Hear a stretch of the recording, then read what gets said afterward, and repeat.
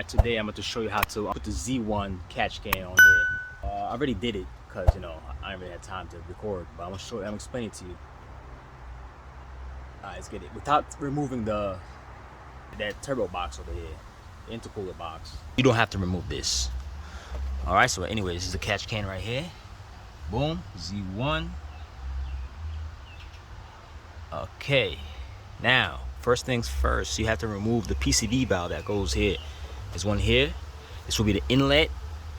This is the outlet right here. You have to take that off, basically pull it back both sides, and just pretty much trying to take it out. You can take it out from here. You can take it out here or up here. Just pull it out. Then Z1 will give you two hoses.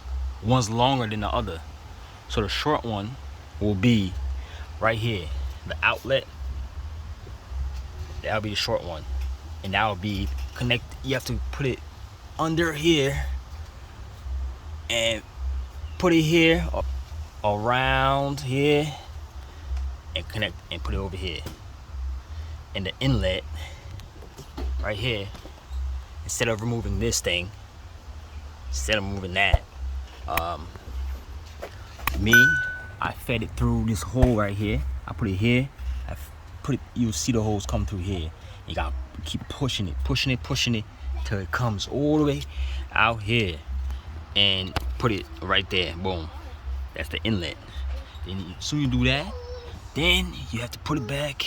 Well, the other side, all the way back here, over here,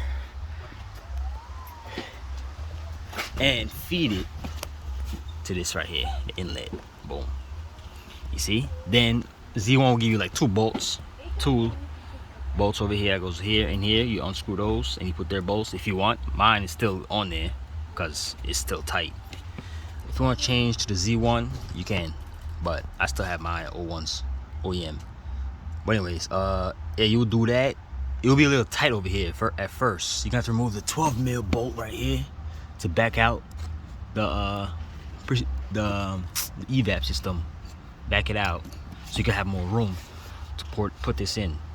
For the screw part, this is a hex. That'll be an 8 or 5/16 in the L-shaped ones, I think.